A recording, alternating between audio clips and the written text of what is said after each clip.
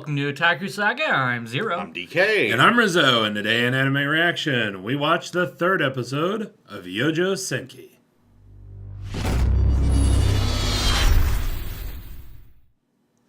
If you want to check out our reaction to the third episode of Youjo Senki, hit that link in the description below. And be sure to give us feedback in the comment section because we love hearing from you. And as always, if you like what you see, subscribe to Otaku Saga, and don't forget to like and share our videos. And thanks for watching.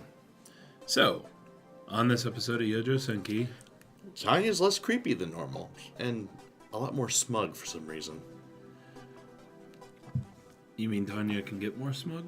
Oh yes. Apparently so. Well, yeah, so basically we pick up right after she recovered from her wounds that she sustained at the end of the previous episode. And basically she's given orders to go to one of the rear training units to be an instructor. But it turns out she's more of a test pilot. Yeah. Yeah, basically she ends up being a test pilot for this mad scientist's experiments with the what did they call them? A computation jewel. Yeah, computation jewel. Little reddish things we see on them. So that makes us think that it's kind of a computer. Magical computer / energy source. I don't think it's the energy source. I think it channels the energy from the user, because it has shown in the show that the users can use magic without having a computation jewel. So I think it helps channel the magic so that they can do more powerful things or use it easier or something of that nature. But yeah, that transition between when she's in the general's office receiving the orders and being all smug and just like bam, what the to flying and just failing and then exploding. Little poof. And then she exploded. It's comical. Yeah. That's the power. I actually didn't expect the comical bit. Nope. Yeah. in this show. I mean, that's close to real life. You don't really expect a comedy to happen in real life. It just happens. Funny little moments. I mean, the explosions and how they kind of went down, it was almost straight out of Konosuba. It seemed comical to me. Exactly. You could see Megumin or Aqua, pulling something like that. Or like the second one, where she flushes the magic from the system or whatever. Oh, thank God it didn't explode this time. You spoke too soon. The anime. Pretty much, because like throughout this episode, we see that basically Tanya sets herself up for these failures. She sets herself up to be God's little plaything. Yep. But it's funny though, because normally, I mean, the rule is usually talk shit, get hit, and you feel good when the shit talker gets their comeuppance.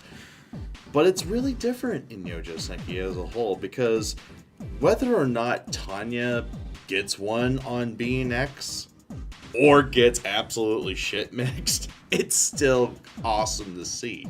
Yeah. I still like it either way. I still like her either way. Yeah, and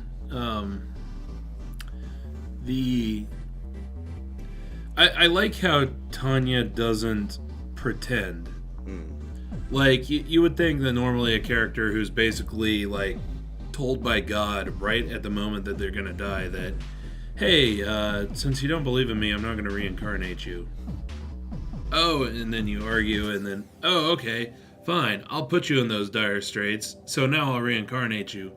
But she doesn't pretend to believe in God just to appease being X. Yeah. So I do kind of like that for her character. That's sort of a defiance in the face of nigh impossible to overcome adversity.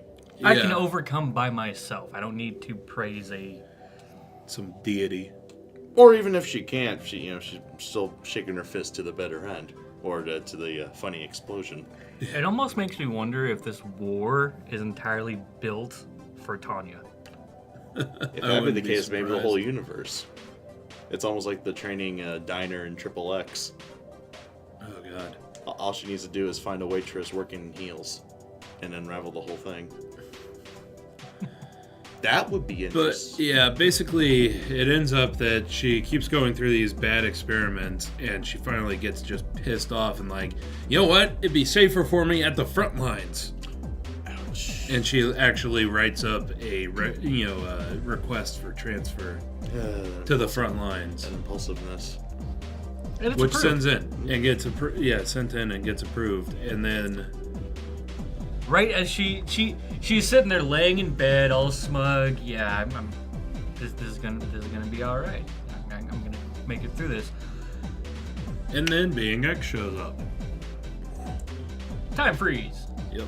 Good old time freeze, and once again, Tanya keeps talking shit Always. to the bitter end.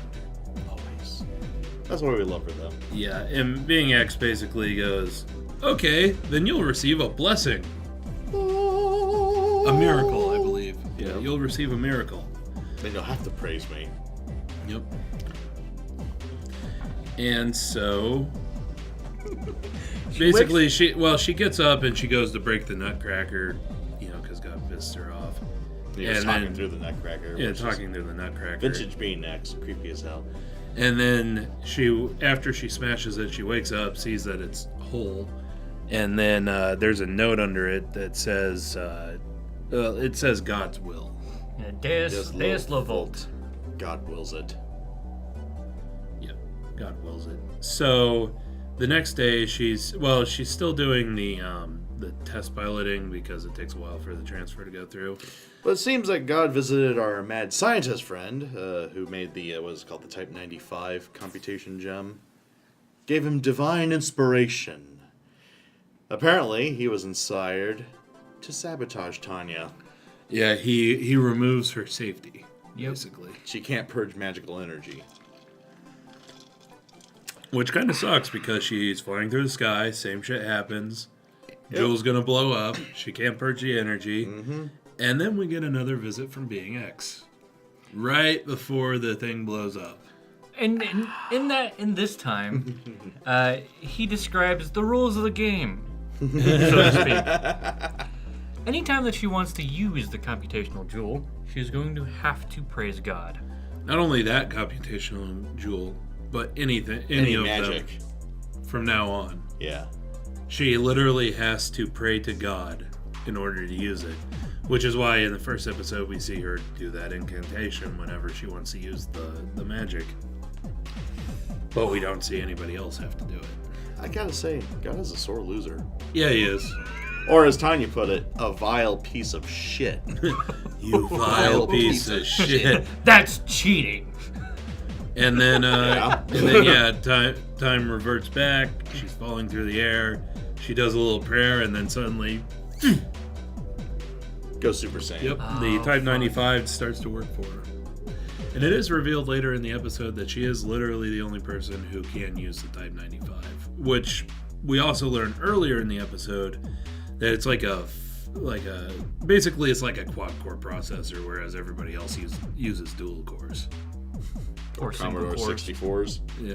Well, I mean, basically it's like a four-way something or other. It's a step above. Yeah. A step or two above. Yeah, I like the analogy. She's using a quad core, everybody else is using single core or dual core. So, but yeah, then we fast forward back to where the first episode ended off, and we see her and Victoria going through the front lines, fighting, and then it shows back at camp. Tanya, yeah. I can't wait to go home. Yeah. Victoria's I all wanna- tuckered out. I want to sleep in a soft bed. I wanna and eat want apple a real pie. shower, and I want to eat an apple pie, even if it's one in a can. And then Tanya shows up and she's like, "Oh no! I didn't mean it, honest." But as it turns out, Tanya's just there to give Victoria her new orders, which are to go to basically officer Officer school. candidacy training. So, I like the bit where she's like, "Hey, These orders aren't gonna blow me up, are they? yeah." And Tanya's just My like, really? my new post isn't gonna be targeted by artillery, right? How specific. Tanya's face, oh my god. Oh no, I'm sure that Tanya knew exactly what she was talking about. Yeah, hence the face, exactly. I wonder if Tanya took that as a slight jab or as like. I would actual think so, concern. actually. Yeah. I don't know, because you wouldn't think Victoria would be the type to, like, backhandedly diss people, but if so, it is pretty funny. Yeah. But, Maybe she did so in yeah, then we learned that Tanya was promoted to a first lieutenant. And recommended to the military academy. So she is going back to, I think, the capital, where the, totally not Berlin, where the military academy is, so that she can go to the academy. But And she thinks that she's on easy street. No, consider how she gets there. She thinks she's on the gravy train. Yes. Quite literally. But as we see her, we leave off with Tanya being she approaches maximum levels of smugness. Well, on the train. even going as far to say as she almost feels sorry for being X. But then we cut to an officer rummaging through some personnel files, and lo and behold, the one that says Deus lo vote is hers. Yeah. Uh-oh. Well, as I've heard it from people who have read the light novels, basically the common theme in this is that Tanya never really gets her way. Of course not. She's God's little plaything. Like, yeah, I mean, literally, she should know at this point. Nothing is going to go her way because she has angered God. But she keeps doing so. Yeah, it's awesome to watch. Yeah, it's funny how defiant she's being. It's so relatable, though. Man. I do like it. Yeah, and then also we get a little ending scene after the credits where it shows right before Victoria took off, and she gifts Tanya a dress. As a little farewell gift. And we get a Bright funny pink. Yeah, well, we get a funny little scene where Tanya's like, looks at Victoria's chest, looks at Victoria's ass, A little bit of fan and then service. looks up and goes, Justify "You those know this isn't paychecks." gonna fit me, right?" Oh, don't worry, you're a growing girl. I'm sure you'll grow into it. Oh, jeez. Though I do want to point out, I've seen some art from the series because of a certain person during the live streams giving us links. Yeah, giving us links to the art, and they actually changed Victoria from the light novels to the anime, where she now is very busty, and in the light novels she's basically flat-chested. So they really did have to justify the animators' paychecks. Yes. Okay. It annoys me because I'm a Team Justice guy, but I think part of the reason why they did it is to show the difference between her and Tanya. To set up those funny Because you little can't really situations, tell. I think. Well, you can't really tell her age that much based off the animation or the character design. Like if she was flat-chested too, you'd assume, oh, she's probably like 12, But since she's pretty busty, you probably now assume that she's in her mid-teens at least. A little bit older. Yeah. So. At least that's what I think. That's the only reasonable explanation I have. The unreasonable explanation I have is that they were like, boobs. There has to be some sort of boobs in here. Of course. Yeah. Even if it seems entirely out of place. Because also, these are the only two chicks in this anime so far. Yep. Period. Dot. So yeah, I mean, I do like Tanya's little A-cup angst, even though she is technically 10 or something. And a dude. I thought we actually discussed this though in episode 2. Yeah, but mentally, she is a dude. Mentally, she lived for 20-something years as a dude. That is true, and oh my god, second puberty is going to be a bitch. That's going to be so awkward. I think that's being X's true revenge right there. Right. Here we go. You spent 20 years as a dude. Bam. Period. This is gonna suck. Period. End of sentence. Bloody hell. And on that bombshell. So yeah, let us know what you thought of the anime, what you thought of our reaction in the comment section below. Yep, thumbs up if you like it, thumbs down if you don't. But that's going to do it for this episode of Anime Reaction. As always, I'm DK. I'm Zero. And I'm Rizzo. See you next time. Go ahead and click on my face to go to our most recent Otaku Saga Talks. Click on my face to go to Otaku Saga Gaming, our gaming channel. And click on the waifu to subscribe to Otaku Saga and check out our new and improved Patreon page. Yeah.